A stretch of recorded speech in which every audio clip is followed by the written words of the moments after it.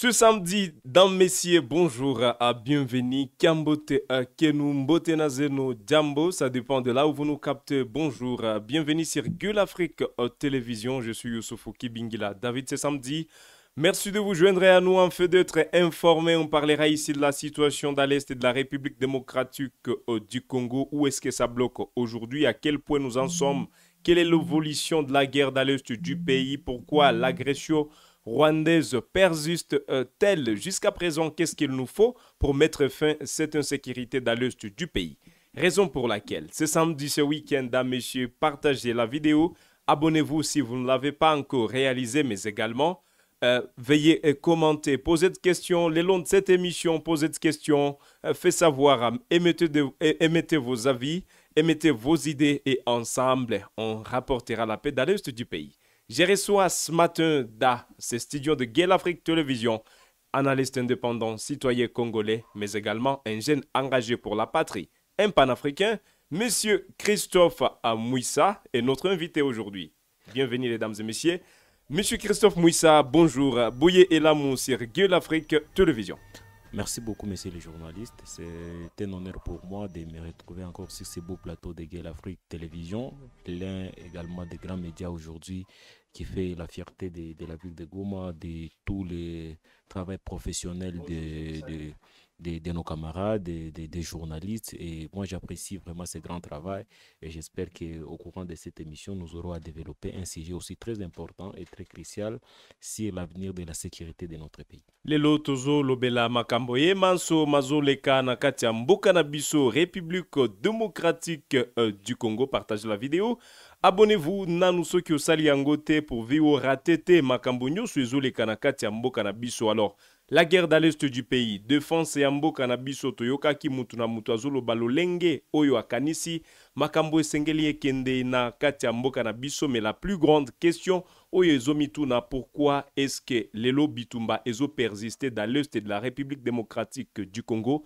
Pourquoi est-ce que bitumba ezosila te? Toko comprendre misala ya batu oyo esengeli bamemela biso kimia na kati ya mboka na biso, est-ce que lelo bazosala oyo esengeli esalema pour que bitumba esila dans l'est du pays. Tozolobe la défense. Monsieur Christophe Mouissa, tozolingi toyekola, toyeba, elongo na yo lelo, musala ya ministère ya défense. Parce que, kolobela yango depuis un certain temps, oyazaraki mokonzi ya défense, Jean-Pierre Bemba Ngobo, a été remplacé par Guy Kabongo Mwadi.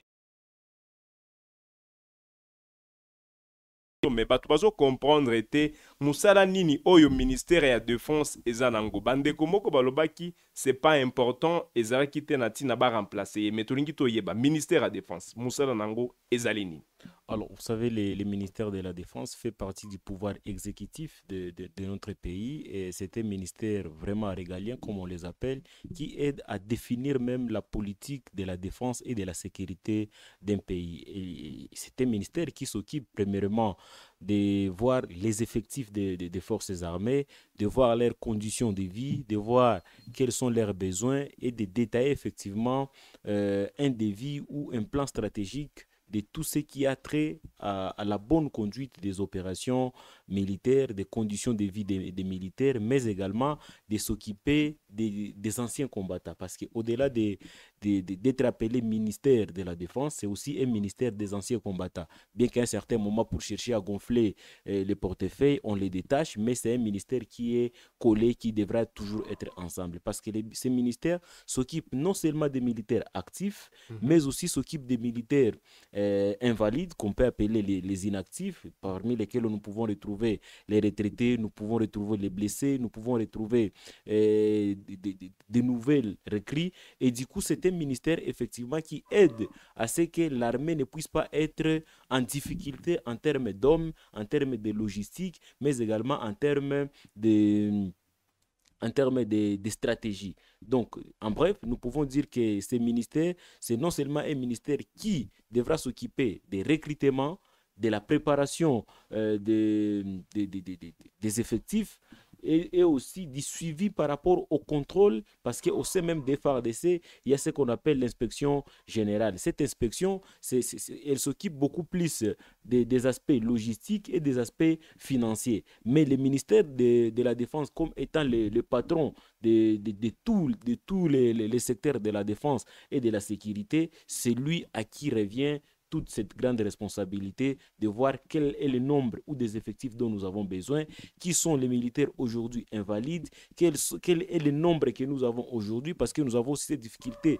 de gonflement des effectifs dans notre pays, alors qu'en réalité, lorsque on vous parle d'une brigade, lorsqu'on parle d'un peloton, ou lorsqu'on parle d'un bataillon, il y a des effectifs de militaires qui doivent correspondre à tout ce qui est recommandé dans les ministères de la Défense. Mais est-ce que c'est ce qui se fait dans notre pays? Nous tous, nous savons qu'il y a des sérieuses difficultés, mais au moins c'est ça le véritable rôle du ministère de la Défense. Alors, on parle ici, Naba, ministère Oyo, Lelo, Ba, Congolais, Nanou, Ba, Yebite. Plusieurs Congolais ne savent pas aussi les rôles de certains ministères aujourd'hui. Il y a des ministres nommés, peut-être, Bangope, Baye, Koli, Na, Koyeba, Moussala, Oyo, Bazo, Sala, les temps qu'ils sont des ministres. Au-delà de ça, défense, Tolobela, MP intérieur.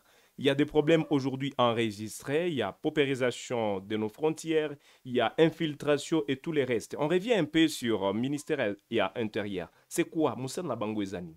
Bon, les ministères de l'Intérieur, comme vous pouvez le comprendre, c'est aussi les ministères qui s'occupent de la politique sécuritaire de l'intérieur d'un État, contrairement à la défense, parce que lorsque vous lisez la Constitution en ses articles 182, qui définit clairement les missions même des forces armées de la République démocratique du Congo. En réalité, dans d'autres pays qu'on qualifierait peut-être des pays normaux, les militaires sont beaucoup plus casés dans des camps, dans des casernes, au fait. Mais ce sont, au fait, les policiers qui sont à la charge du ministère de l'Intérieur, qui s'occupent des services de renseignement civil, qui s'occupent des policiers, de la vie des policiers, de la formation de leur logistique. Et ça, c'est le rôle du ministère de l'Intérieur qui s'occupe aussi à son sein les services de la Direction générale des migrations. Ça aussi, c'est le travail du ministère de l'Intérieur. Mais les deux ministères doivent toujours coopérer parce qu'ils font partie de ce qu'on appelle le Conseil supérieur de la défense. Parce que c'est de là qu'on définit toute la politique sécuritaire de la défense pour voir qui est l'ennemi, d'où qu'il pouvait provenir, de l'extérieur ou de l'intérieur, parce que pour le FARDC, c'est l'armée loyaliste qui ne doit que s'occuper de la défense de l'intégrité territoriale. Et ce qui compose ces différents services et leur fonctionnement, ce sont des citoyens qui doivent être recrutés par rapport à un critérium. Mais malheureusement, au Congo, nous avons un sérieux problème. Pourquoi? Parce que lorsque vous avez des enfants doux, vous avez des enfants un peu intelligents, tous ces enfants, on les oriente vers d'autres métiers, on les oriente parfois pour aller devenir des prêtres, alors que dans d'autres pays, par exemple, lorsque vous êtes dans un pays comme l'Allemagne, pour être recruté dans les services de renseignement ou dans les services de sécurité, il faut avoir au moins 86% dans votre cursus scolaire. Mais est-ce que chez nous, c'est ce qui s'est fait? Parce que dans ces services, comme ils ont de grandes responsabilités, non seulement de protéger l'État, de protéger les citoyens, mais également de détecter toutes les menaces d'où qu'ils pouvaient provenir de l'intérieur comme de l'extérieur. Il faut que ce soit les meilleurs parmi les citoyens qui sont recrutés. Si ce sont des médecins, ça doit être des médecins en tout cas qualifiés et spécialisés, ce dont on appelle des médecins légistes. Si ce sont par exemple des informaticiens, ça doit être des informaticiens qualifiés. Si ce sont des juristes, ça doit être des meilleurs des juristes qui doivent se retrouver dans ces services-là. Mais au Congo, en tout cas, nous n'avons pas encore cette culture. Il suffit seulement que David ou Christophe aujourd'hui décident d'intégrer l'armée. En tout cas, c'est toute la malédiction familiale qu'on va vous adresser, alors qu'en réalité, ce sont les meilleurs dans la société. Ce sont les meilleurs dans la société qui doivent se retrouver dans les différents services de renseignement, dans les services de sécurité, notamment dans l'armée et dans la police. Parce que selon les statistiques, pour d'autres pays, on vous dit que c'est un policier pour au minimum 50 habitants ou 50 citoyens. C'est-à-dire un seul policier doit absolument sécuriser 50 citoyens. Mais est-ce qu'aujourd'hui, par rapport à notre police, par rapport à la manière dont les choses se font dans notre pays, est-ce que nous avons aujourd'hui d'abord au sein des forces armées des effectifs capables de défendre l'intégrité territoriale? C'est une question que nous devons nous poser. Est-ce que les policiers que nous avons aujourd'hui correspondent même aux statistiques de la population que nous avons? Donc, après avoir fait toutes ces analyses approfondie en amont et en aval, c'est de là maintenant qu'on peut passer à l'étape de recrutement. Mais l'étape de recrutement aussi, elle est très cruciale. Pourquoi? Parce qu'elle doit tenir compte du profil. Et c'est ici que nous ne savons pas d'ailleurs le profil des militaires chez nous. Parce que lorsque vous partez par exemple à l'EFO ou lorsqu'il y a des recrutements, qu'est-ce qu'on vous dit? Il faut avoir seulement au minimum plus de 50 kilos et directement vous êtes recruté. On ne tient non, pas compte. mais c'est Christophe, il y a des conditions. Il y a des conditions. Il y a des conditions malheureusement qui ne sont qu'inscrites sur les papiers. Est-ce qu'on tient compte par exemple de la moralité? Est-ce qu'on tient compte des niveaux d'études? Parce que dans tous les cas, il y a la recherche des hommes de troupes, il y a la recherche des officiers, il y a la recherche des agents de services de renseignement. Et il y a des conditions. Mais nous pouvons nous poser cette question. Comment est-ce que les gens acquièrent des postes et des grades au sein de notre armée? Nous ne savons pas. Dans d'autres pays, c'est toute une procédure. C'est tout un combat, c'est tout un challenge. Ce sont des émulations qui doivent se montrer avec les forces de défense et de sécurité. Lorsque c'est dans l'armée, il faut avoir gagné, par exemple, certaines batailles pour avoir ou pour être inscrit sur la liste des salles qui doivent être primés. Et ça se fait le plus souvent pour des journées commémoratives, notamment les jours de l'indépendance, des jours de différentes cérémonies nationales. Et c'est de là que le président de la République prend la responsabilité de pouvoir élever en grade certains militaires par rapport à leur prouesse, par rapport à la manière dont ils ont conduit certaines opérations militaires, que ce soit dans l'armée comme dans la police. Mais ce n'est pas ce que nous voyons ici chez nous, bien qu'il y a des conditions inscrites sur les papiers, mais malheureusement, on ne les suit pas. Les recrutements se fait de manière sélective ou avec beaucoup de favoritisme, et du coup, les gens montent en flèche en termes de promotion des grades sans pour autant respecter les différentes procédures qui je pense qu'il y a des procédures qui sont toujours respectées. Sinon, grade, ça ne peut pas se faire au moins ça. Malheureusement, il y a une crise effectivement au sein de notre appareil sécuritaire par rapport à tout ce dont nous avions connu comme guerre. Après toutes ces guerres, il y a eu des étapes de négociation. Et pendant des négociations, vous savez ce qu'il y a eu. Il y a eu des amnisties, il y a eu des brassages, il y a eu des mixages. C'est-à-dire quelqu'un même qui faisait les marches des crapauds dans une brousse, et il s'est autoproclamé colonel ou major. Et du coup, lorsqu'il y a réconciliation où on veut former un gouvernement d'union nationale ou de cohésion nationale, c'est quelqu'un, il y revient comme il était par exemple un traquenard des rats dans une forêt, et du coup il s'est autoproclamé colonel ou major. On les remet les mêmes grades de major sans avoir été recyclé, sans avoir passé par l'école normale de la formation militaire ou policière. Ça, ce sont des défis, et les ministères de la Défense, y compris les ministères de l'Intérieur, par rapport au recrutement, parce que les policiers, contrairement au FARDC, sont des citoyens en fait qui vivent quotidiennement dans les milliers. Mais ici chez nous, combien de policiers vous connaissez dans votre génération? Combien d'amis que vous connaissez dans votre génération qui ont rejoint la police? Et quelle est la qualité de la police que nous avons au sein de nos avenirs? On parlera ici de la réforme qu'il faut aujourd'hui au sein de notre appareil sécuritaire, comme on est en train de parler ainsi de l'intérieur aujourd'hui, qui est chapeauté par Jacquemaine Chabani, Louko Oyazanaba, deux filles et Belé. Parlons-en un peu ici, comme vous l'avez évoqué, exactement du renseignement, infiltration au sein de nos appareils sécuritaires. Comment vous évoluez aujourd'hui? Est-ce que l'infiltration est les macaques, et quelles sont les solutions pour que l'infiltration est ici? Bon, l'infiltration, parce qu'on ne sait pas qui réellement collabore aujourd'hui avec l'ennemi. Non, pour être sûr, il faut comprendre que l'infiltration ne finira jamais. Parce que c'est l'une des stratégies militaires dans toutes les armées du monde. L'infiltration, la filature, l'espionnage, ce sont des stratégies militaires qui existeront toujours. Maintenant, ça dépend de chaque État de voir comment est-ce que vous pouvez tracer les limites, comment est-ce que vous pouvez vous organiser pour éviter les infiltrations.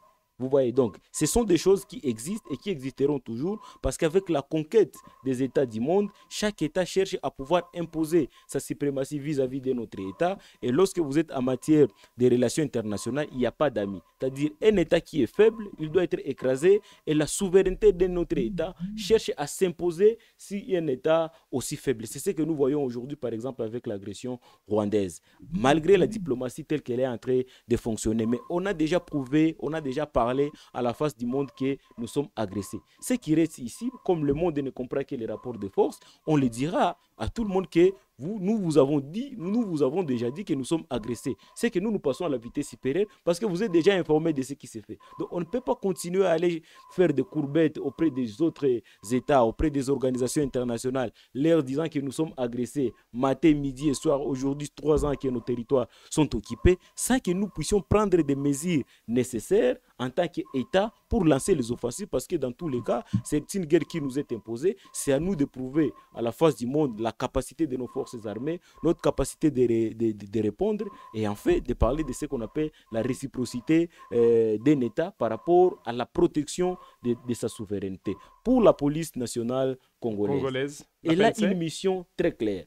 C'est d'abord le maintien et le rétablissement de l'ordre public. C'est-à-dire, l'État, à travers ces services-là, fait tout pour procurer à sa population la paix, la sécurité et la quiétude. Donc, un État qui ne s'investit pas dans son appareil sécuritaire, en tout cas, c'est un État qui, en tout cas, ne devrait pas continuer à se plaindre par rapport aux incursions, par rapport aux agressions, parce que c'est cette insécurité peut-être qui fera vivre les autres États, et ils ont tout intérêt de maintenir un autre État faible dans cette situation-là, afin qu'il tire toujours des dividendes. Donc c'est à notre pays, effectivement, aujourd'hui, comme nous parlons des réformes au sein des forces de sécurité, de commencer déjà à songer quels sont, par rapport à notre étendue ou à notre superficie, quel est le nombre, quels sont les effectifs dont nous avons besoin pour sécuriser notre pays.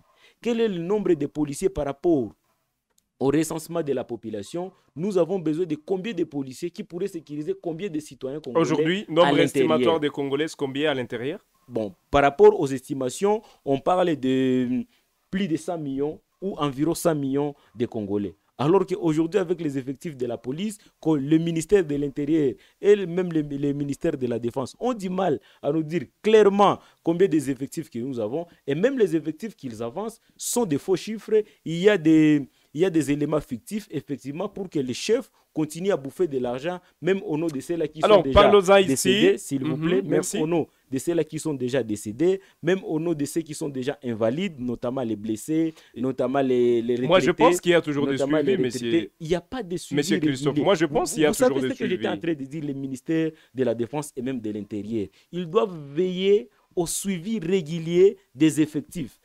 Si ça pourrait être hebdomadaire. Parce que qu'est-ce qu'ils font? C'est ça leur travail. Hebdomadairement, on a engagé les militaires au front. Environ 30 000, comme on était en train de les prétendre, dans la province du Nord Kivu et de l'Ituri. Mais ces 30 000, nous n'avons jamais assisté à des enterrements des militaires. Est-ce qu'ils ne meurent pas? Est-ce que lorsque nous passons dans des hôpitaux militaires, est-ce qu'il n'y a pas de militaires pour qu'on nous présente? Par exemple, on avait affecté 30 000 militaires au front. Il y a par exemple Ota qui sont morts. Mais il y a des secrets de FARDC, il y a les secrets de l'État et tout le reste. Il y a exposé en côté par la population. Comment cela s'observe? Cela s'observe par rapport aux résultats.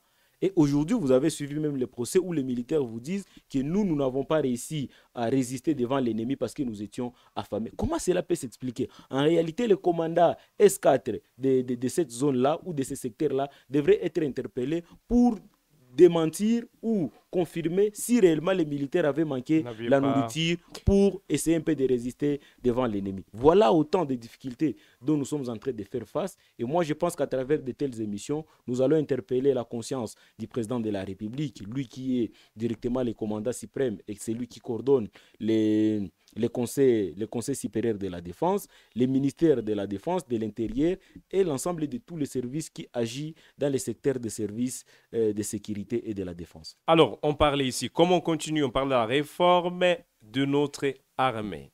Toyekola, toyeba, nini ogiste zo simbate. Et c'est ce qui est lingi to simbela wapi.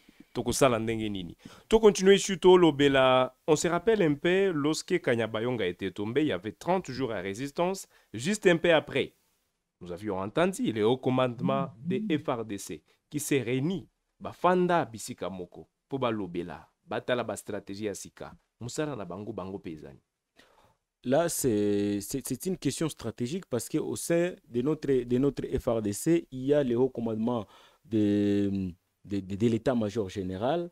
Et ces hauts commandements étaient classés en 3 zones opérationnelles. Et ces 3 zones opérationnelles, effectivement, il y a la zone Est, Ouest et les centres sud. Et ces zones sont divisées aussi en régions. Et ces régions sont divisées en secteurs. Donc, il faut savoir quelle est quel est l'organe qui a siégé pour établir autour de la sécurité dans une telle ou telle autre zone. Parce que si aujourd'hui, nous créons beaucoup de structures, notamment ceux qui viennent de s'ajouter de Ouazalendo au sein des FARDC, j'ai vu que le président a créé aussi une autre structure de fait, parce que jusque-là, il n'y a pas, je ne sais pas s'il y aurait déjà une ordonnance qui définit son mode de fonctionnement, c'est-à-dire c'est une structure de fait. Donc tout cela, ça embrouille l'appareil sécuritaire. Pourquoi? Parce que déjà tout ce qu'ils veulent faire au sein de cette task force a déjà été défini dans des lois, dans des règlements du fonctionnement des FARDC. Mais aujourd'hui, il y a une cacophonie en termes même d'organisation des opérations, en termes de coordination des commandements dans notre armée. La maison militaire, à un certain moment du chef de l'État, intervient dans les opérations militaires, les différentes régions, les ministères de l'Intérieur. Aujourd'hui, en RDC, mais c'est ce que je vous dis, et même d'autres. Et vous verrez maintenant qu'aujourd'hui, c'est presque chaque général qui tente à se retrouver dans une guerre, alors qu'en réalité, pour des guerres comme ça, les généraux ne peuvent pas être engagés. Les plus hauts gradés pourraient être un colonel qui conduirait ces opérations, les majors, les capitaines et les généraux, comme eux, ils sont déjà des hauts officiers. En tout cas, pour s'engager dans une telle guerre, il faut que ce soit une guerre qui menace la sécurité collective entre les États. Mais une guerre comme celle-ci, où nous avons d'ailleurs du mal à la qualifier comme d'autre part comme une rébellion congolaise, de l'autre côté comme une agression rwandaise, parce que dans tous c'est une agression, mais c'est une agression, cela a été prouvé à la face du monde. Lorsque les officiels de notre pays se retrouvent dans des réunions des salons diplomatiques, à un certain moment, ils reconnaissent que c'est une rébellion congolaise. Lorsqu'ils se retrouvent aussi dans une autre position, ils vous disent que c'est une agression rwandaise. Mais finalement, comment nous allons gagner une guerre que nous ne savons pas comment la qualifier, que nous ne savons pas c'est une agression, cela a été prouvé, même par les experts des Nations Unies. Identifier l'adversaire, et ça crée des confusions. Ça crée des confusions, pourquoi? Parce que même la compréhension du contexte de la guerre entre les Congolais, nous ne la comprenons pas de la même manière. Et au sein des militaires, où on vous dit d'une part, il faut respecter les cessez-le-feu, il faut respecter la trêve. Mais de l'autre côté, on vous dit vous êtes agressé, les Rwandais ont violé. Mais qu'est-ce qui vous pousse à vous de ne pas aussi violer dans l'objectif de promouvoir l'intérêt supérieur de votre pays? S'il y a des protocoles à violer, il faut les violer pour que vous puissiez rassurer la souveraineté et la protection de l'intégrité de votre territoire. Mais on ne peut pas continuer à perdre notre localité, à perdre nos villages, sous prétexte que non seulement nous sommes agressés, alors que les gens avec qui vous êtes agressés et continuent à percer et à conquérir des territoires et des zones. Donc, au nom du principe des rapports de force entre les États, moi je pense qu'aujourd'hui, le Congo est en droit, parce que nous l'avons déjà prouvé sur le plan médiatique et sur le plan diplomatique, que nous sommes en guerre.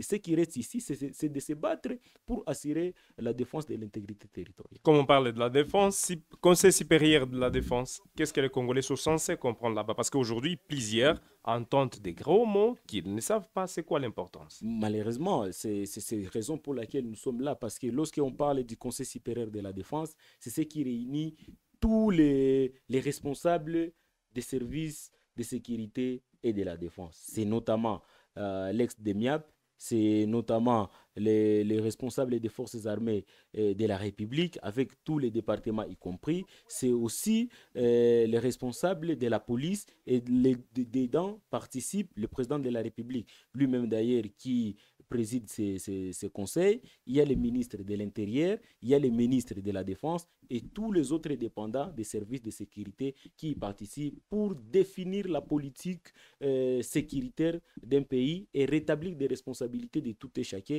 comment il va jouer son rôle, que ce soit à l'intérieur, mais également lorsqu'on parle des services de renseignement, ce sont en fait des services non apparents qui ont la capacité de détecter même une menace avant qu'elle n'arrive. Et les forces de sécurité se mettent en œuvre effectivement pour repousser de plus loin toute menace d'où qu'elle pouvait provenir, afin de rassurer la quiétude, la sécurité et la paix de ses concitoyens. Les dames et messieurs, Bitumba dans l'est du pays, on est en train de finir. Je rappelle ici que invité Nabisu Alelo Azali Christophe Amouissa Mokoyaba, analyste indépendant, un panafricain, un jeune congolais, toujours la réforme et armée. Bitumba dans l'est du pays, ils ont persisté. Wapi tozo kwamela. Tozo kende kosiri sa.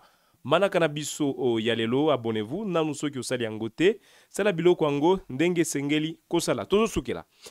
Et Yokami. D'ailleurs, c'est un Congolais à Kinshasa qui m'a posé cette question que tozo yokalelo bazoloba maison militaire, maison militaire, maison militaire. Yango pe zakana mutuna ezakana malunga nini.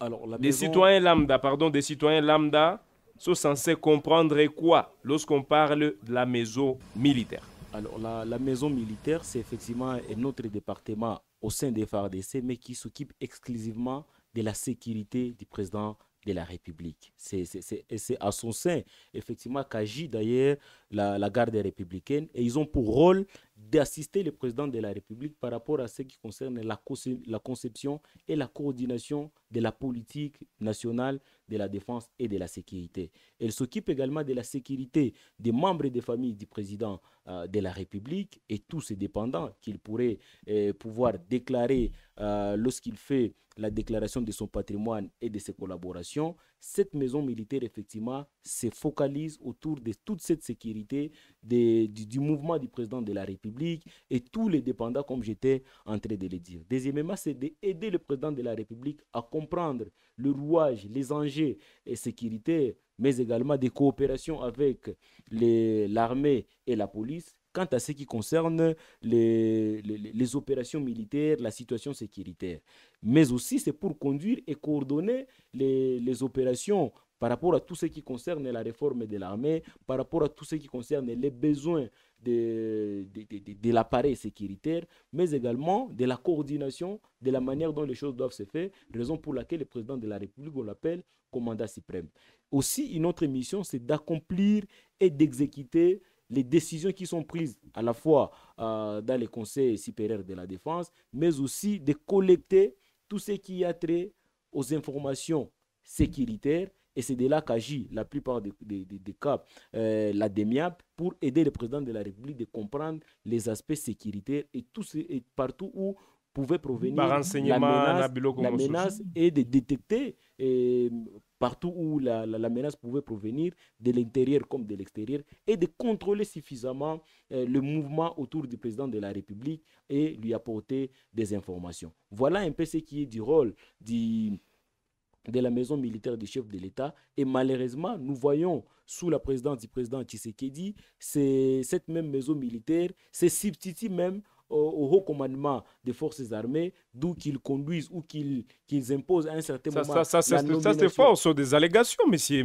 Christophe Mouissa, ça c'est fort. Moi, je parle de ce qui est réel parce qu'aujourd'hui, tous les moyens qui sont focalisés, et les militaires ne peuvent pas se plaindre aujourd'hui parce qu'il y a beaucoup de moyens qui sont focalisés autour de la situation sécuritaire, et du coup, la maison militaire du chef de l'État n'est pas sous la responsabilité du ministère de l'Intérieur, mais par contre, c'est sous la responsabilité du chef de l'État, là où il y a une certaine cacophonie par rapport à ce qui concerne le commandement des opérations militaires. Alors, c'est par ici, on va finir. Les dames et messieurs, on finit par un message pour les FARDC aujourd'hui qui d'ailleurs continuent à respecter la trêve que le M23 viole du jour au lendemain. Aujourd'hui, on nous signale encore des rites d'affrontement entre les rebelles du M23 et les jeunes résistants Ouazalendo dans les territoires de Rutshuru, Chefferie, à Bouito. Je note bien cela. Quel est le message que vous lancez aujourd'hui à ces FARDC? Quel est le message aujourd'hui que vous lancez au gouvernement congolais qui continue aujourd'hui à respecter ces mesures nous imposées, mais de l'autre côté, les agresseurs ne respectent pas cela? Alors, pour être clair, je dirais que dans une guerre ou dans toutes les relations diplomatiques, le respect des accords, c'est facultatif. Donc, ça dépend des intérêts. Lorsqu'un pays voit que ses intérêts ne se retrouvent pas dans une telle ou telle autre position, en pleine guerre, vous êtes en droit de les violer. Mais nous ne pouvons pas continuer à crier, à dénoncer qu'on a violé telle mesure ou telle autre. C'est à nous de passer aussi à une vitesse supérieure, de faire de même pourvu qu'on protège notre pays, pourvu qu'on protège nos citoyens, mais aussi demander aux FARDC, à un certain moment, nous savons que l'armée obéit aussi à la politique stratégique des acteurs politiques du pays. Du coup, cette façon de les maintenir dans une situation défensive ne les permet pas effectivement de prouver leur prouesse face à l'ennemi. Et du coup, nous pensons que si aujourd'hui la très bonne volonté pourrait animer les acteurs politiques, notamment nos institutions, moi je pense que nous avons une armée capable de nous apporter la paix et la sécurité dans un bref délai. Et c'est tout ce que nous entendons parce qu'aujourd'hui, les démarches diplomatiques semblent effectivement prouver leurs limites. Et du coup, nous devons passer à une vitesse supérieure parce qu'on ne peut pas parler d'une très bonne diplomatie sans qu'on n'a pas une bonne armée, sans qu'on n'a pas de forces de sécurité capables de répondre efficacement à toutes les menaces d'où qu'elles pouvaient provenir, que ce soit surtout en termes d'agression, où là, on ne demande même pas l'avis de qui que ce soit, parce qu'il s'agit de protéger votre pays, de protéger l'intégrité de votre pays et de vos citoyens. Alors, Matondo Mingi, on est à la fin de cette émission, dames et messieurs. Merci de vous savoir nombreux, voulais-je dire. Merci de vous savoir nombreux en train de nous suivre depuis le début, Yamana Kaoyo, jusqu'à la fin de cette émission. Je dis personnellement merci. J'ai réussi sur ce plateau Messier Christophe Mouissa qui était notre invité. On parlait ici de la réforme de l'armée FARDC, Force armée de la République démocratique du Congo. On parlait ici de la défense de notre patrie. Messier Christophe Mouissa, merci d'avoir accepté notre invitation. Merci également à Matondo Mingi qu'on dit ma invitation à Bisso. Merci d'avoir répondu à nos questions. Ça nous honore trop. Merci beaucoup. Merci beaucoup, les dames et messieurs. On se fixe un nouveau rendez-vous. C'était Youssoufou Kibingila David, journaliste d'investigation depuis l'Est de la République, pour vous informer. On se fixe un nouveau rendez-vous. Bon week-end chez vous et à la prochaine pour d'autres actualités.